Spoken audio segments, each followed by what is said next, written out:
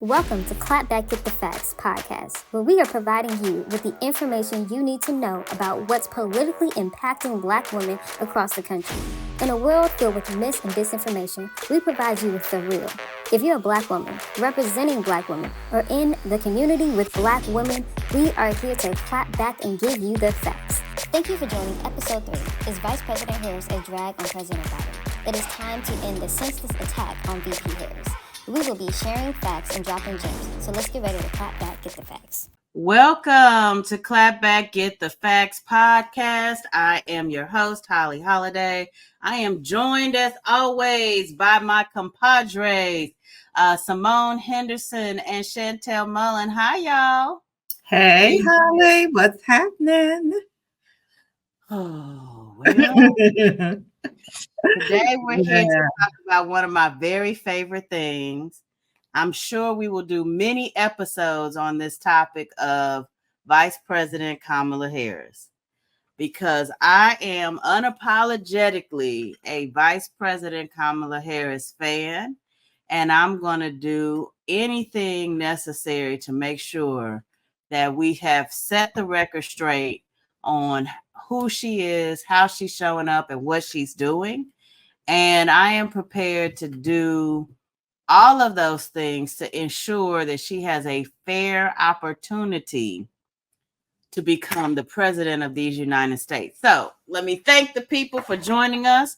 We are in episode 3, still in our first season. And today the question of the hour is Vice President Harris a drag on President Biden?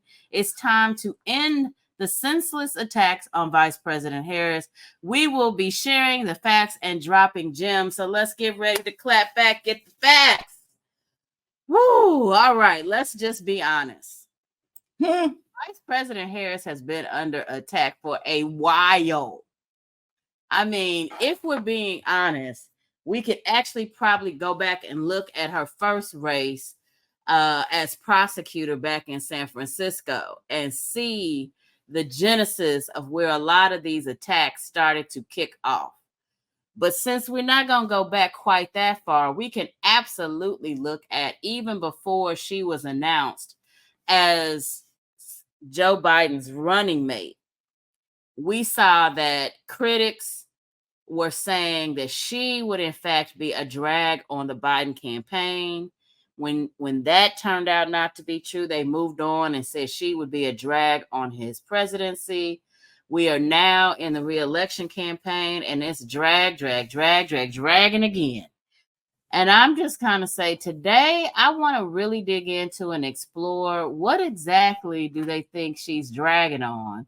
And let's get the facts once and for all about Vice President Harris, in the White House, as well as on the campaign trail. Let's get ready to clap back and get the facts. So, getting into this conversation, I want to start here.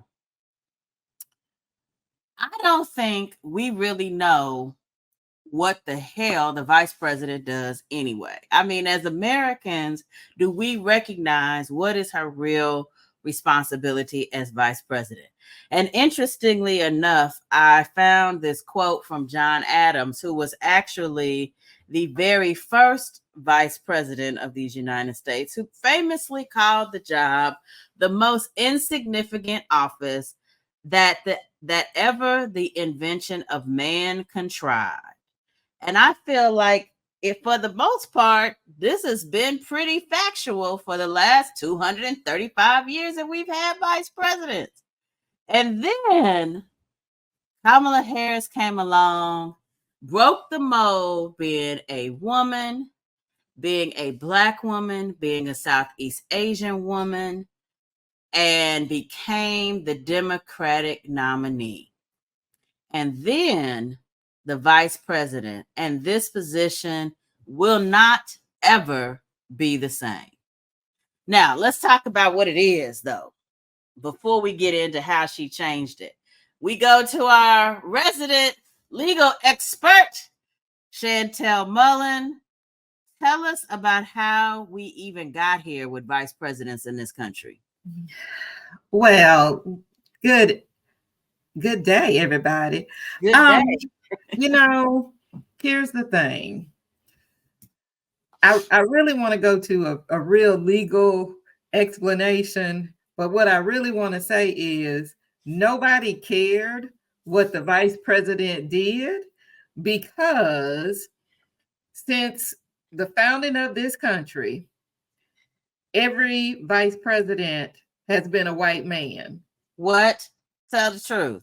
What was they again? A white male. And so what we knew from the outset is it didn't matter who was the president, he was going to be replaced by a white male, period, if something happened to the president.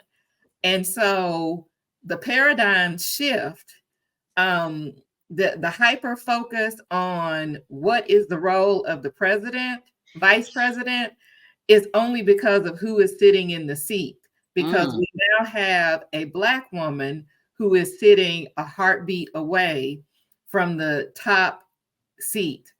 Nobody cared. So I did a thought experiment with some friends. And so I posted on my Twitter page and and it's still Twitter. I don't care nothing about no X. And on my Facebook page, I asked them to name me the last 3 vice presidents and tell me 3 substantial things that each one of them accomplished during their presidency.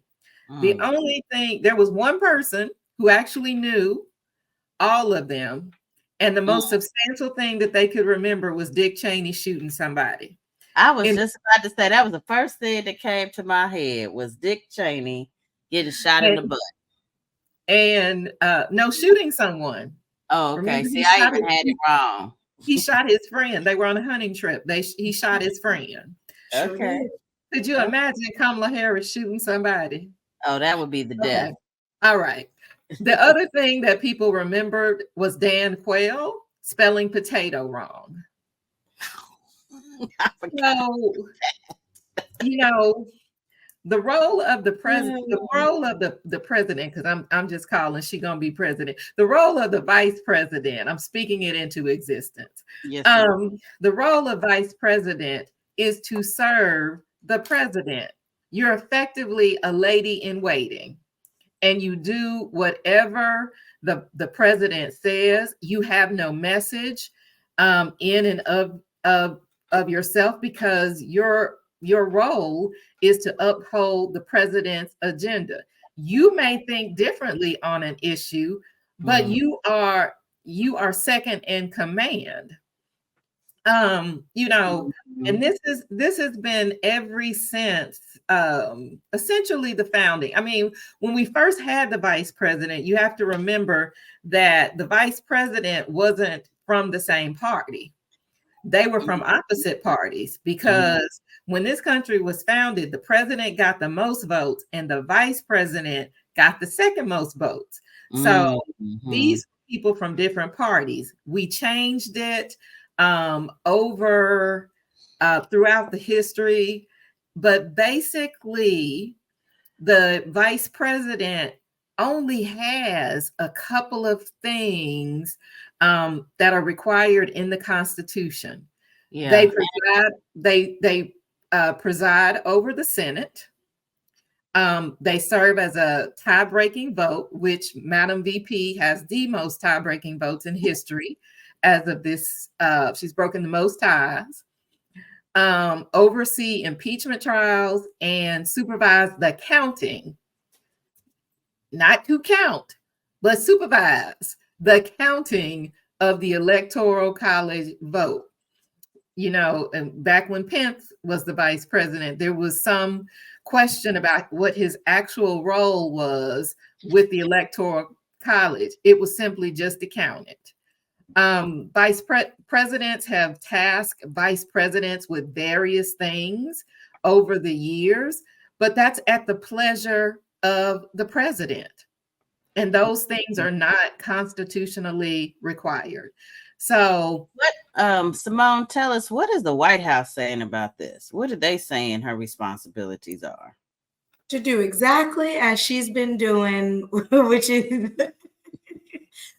to be great and to be as Chantel hit on it, her role is to be a trusted advisor to the president, is to help troubleshoot, is to be out there and to help communicate the unified message of the political and official goals of the White House and the office of the president. And that is exactly what she is doing, traveling this country and overseas all the time, doing just that, doing her job. So this, I think, begs the question, and I think you started to answer it, Simone. How's she doing? I think you, as you mentioned. How's she doing? I mean, you know, how's she doing with her job, with her official duties? Phenomenal. And I think Chantel, like I said, she hit on it. Holly, you kind of mentioned it. The role of the vice president has evolved and the different responsibilities has evolved. And you see Vice President Harris really taking initiatives in some policy areas that she's passionate about, expanding the visibility of things like Black maternal health, which has been something that she's been passionate about for years. So she's taken this opportunity to really elevate issues that, one, impact her for who her demographic is, but then elevating other policy areas that may not have gotten attention by others. And I think that that's a testament to when people, want to throw around, she's not doing anything. She's doing a whole hell of a lot. And she's doing it, but not necessarily behind the scenes, but she's doing it the way the vice president should be doing it. She's traveling, she's meeting with folks, she is help expanding these. But at the end of the day, you are second in command, and we allow the president to take the front seat. Chantel, how you think she's doing? I have a very controversial answer. Oh, well, we're here for it. I think she's doing great because she's doing what the president wants her to do, which is her job. Mm-hmm. But my problem is the shifting standard, because the more she does, the more people want her to do. Yeah. And okay. My issue is, if you didn't ask Mike Pence, you didn't ask Joe Biden, you didn't ask Dick Cheney, you didn't ask Al Gore, you didn't ask Dan Quayle, you didn't ask George H.W. Bush, you didn't ask Walter Mondale, you didn't ask Nelson Rockefeller, and I'm just going back to the 1970s. If you didn't ask where them white men were, don't ask me where the hell Kamala is and what she did. She was doing exactly what they were doing. Now let's put that in quotes and call that the clapback statement right there. If you didn't ask all the white boys what they was doing, don't come for her now. Right. And I think that is something that happens to Black women, is people require more when they get into the role, and they weren't asking these questions. Now, I'm not saying the questions should not have been asked. I'm just simply saying, if you didn't ask it of them, don't ask it of her. Don't run around. Nobody, let's go back. Mike Pence was the head of the COVID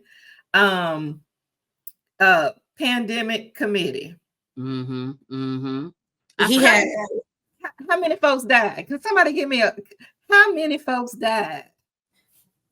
Okay. I'm like, y'all can't get me started on Mike Pence being in charge of anything, considering what he did to the state of Indiana. Let's talk about it. Especially something health related, for the health epidemics that have run rampant due to his policies. That's what you need to focus. Was he qualified to be a vice president after what he did as a governor in Indiana? But we don't ask those questions.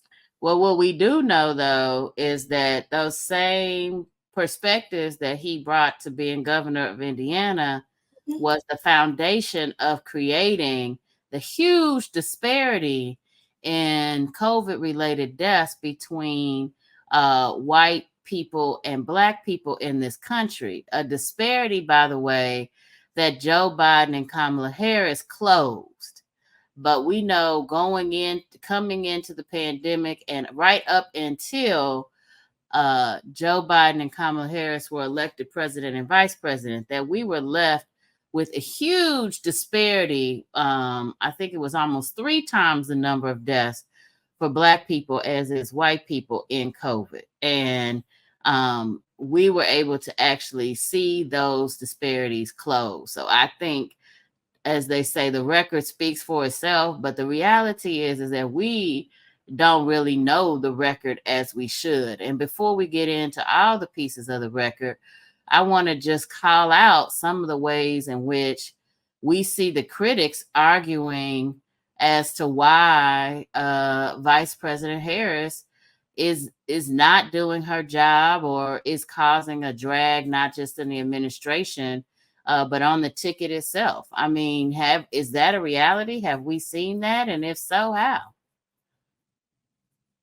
I don't believe so. I think that she energizes and engages a base that has, that says they're represented, but now you have the visual representation. She is there. She looks like she is part.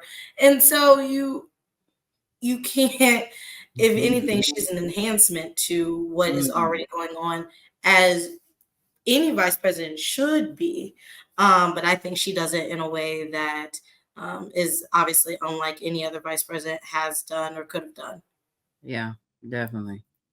Well, I think the attacks on her are not about 2024. I think the attacks on her are about 2028.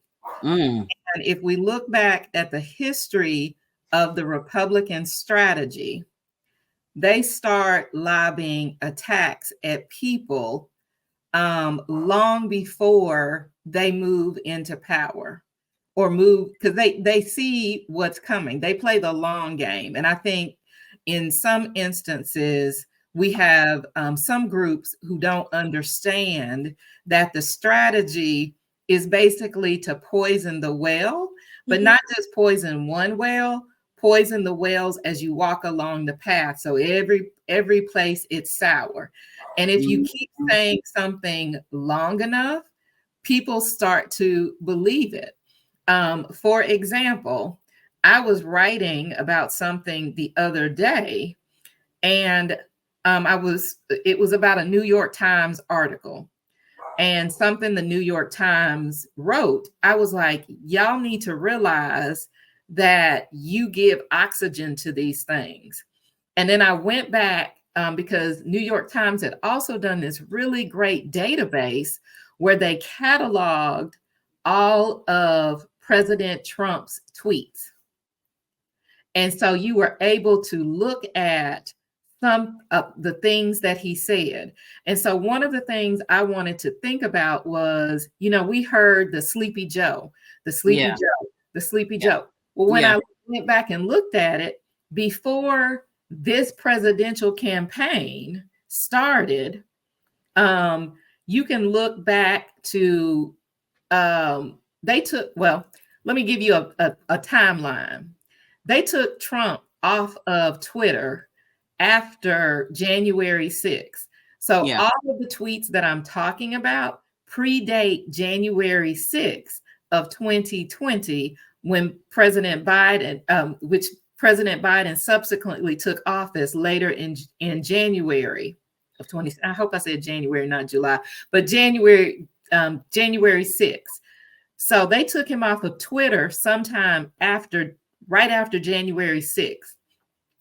If you go back and look at that history, you will see how many times Donald Trump repetitively called Biden Sleepy Joe. So he talked about his health, his vigor, his stamina, and he just kept saying it over and over and over. And if you look at that, it has sunk into the ethos of our conversations. People talk about it regardless of whether it's true or not. It's just there and they repeat it. And so the same thing is happening with Vice President. if you continue to say she's a drag, you go get these opinion writers to drop all these opinion pieces about, oh, she's a this, and none of it is based in fact. None of it is based in fact. And none of it is based in historical fact and in historical comparisons.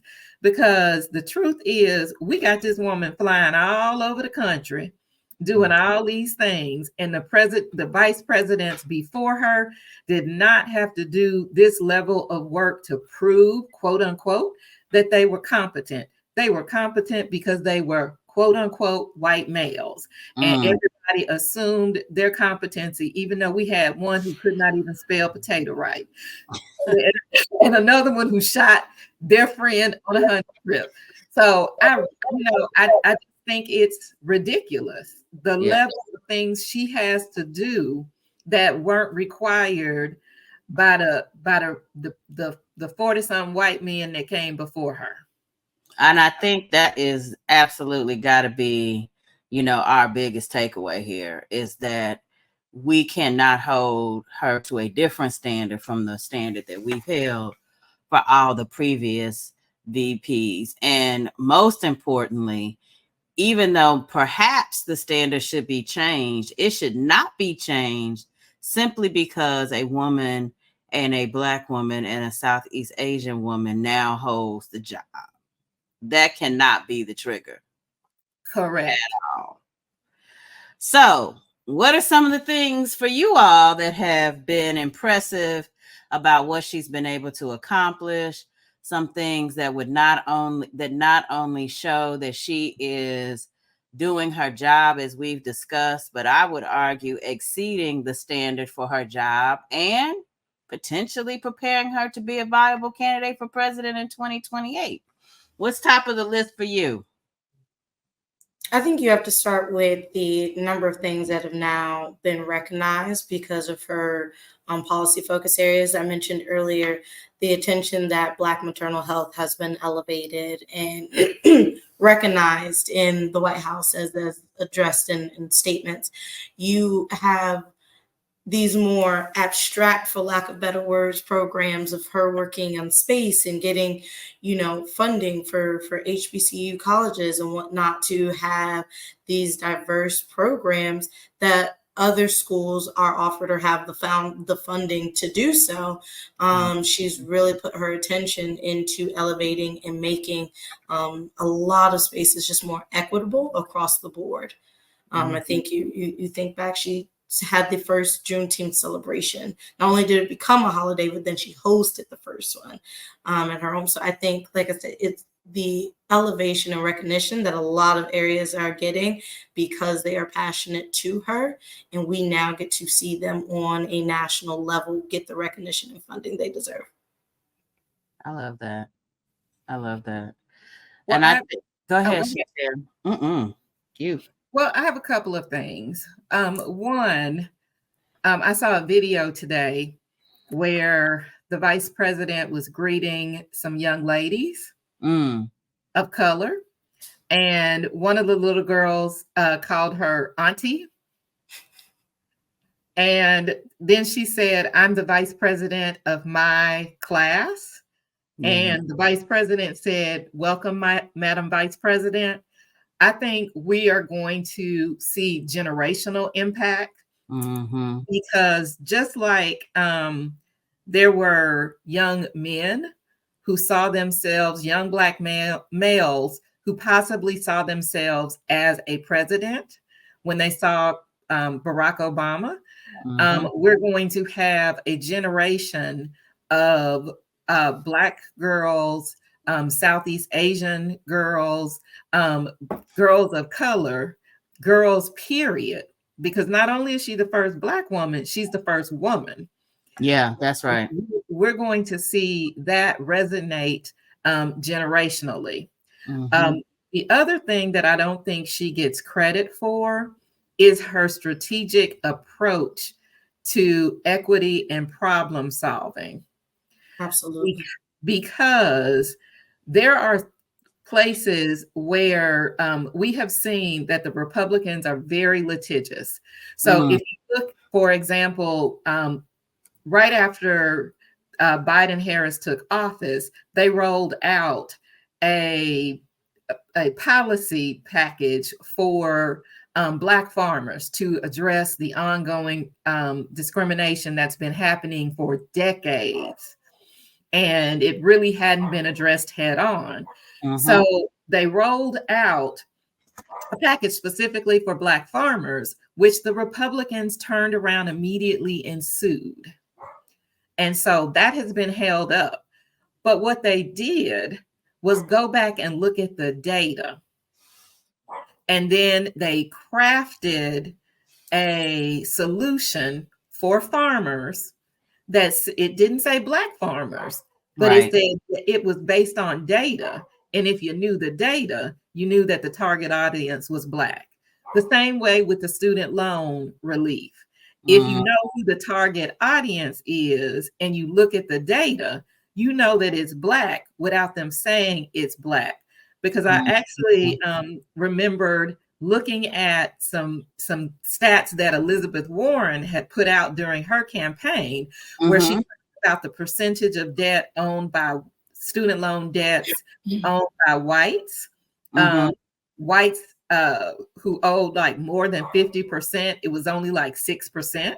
But if you looked at Black people who had student loan debts, the overwhelming majority of them still owed more than 50% of their debt.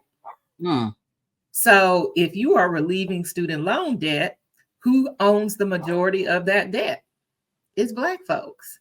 And if you have people who are able to look at the data and then craft policy solutions that are facially neutral, but still can get to your target demographic, you have done a wonderful thing, because the Republicans are still suing, but they've still been able to find solutions both in small business and student loans for farmers, and they're doing it in other areas. Insulin is another one. Who is the majority of people who are on insulin?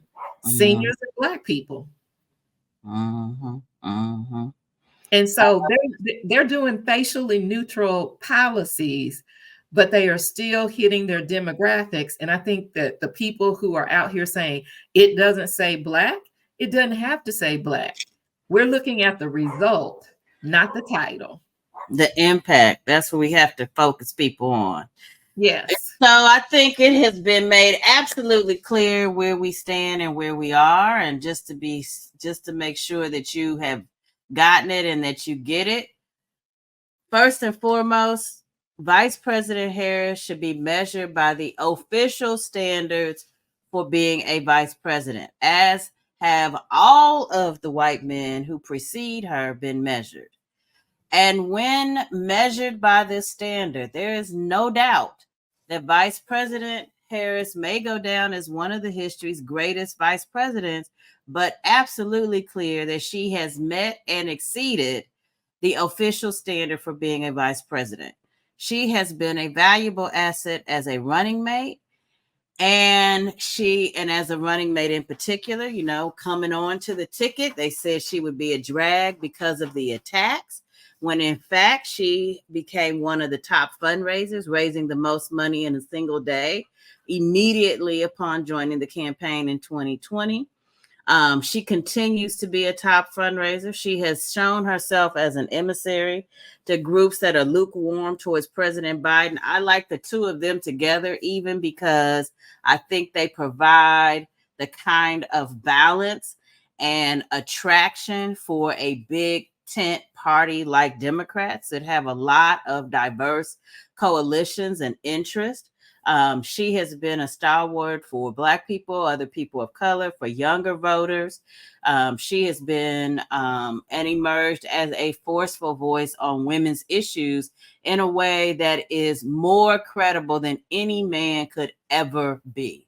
And because of that, at a time like this, when Republican, mostly men, are trying to roll back our rights on what we can do with our own bodies. It is refreshing to have such a strong national leader on things like abortion and women's health care and Black maternal morbidity in a way that we could not have but for a Vice President Harris.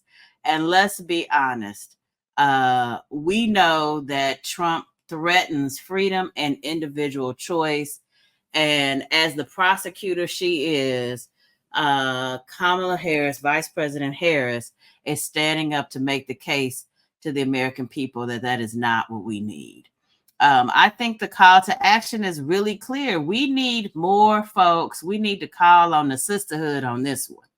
We need the sisterhood to very clearly, simply, and frequently clap back against attacks on Madam Vice President.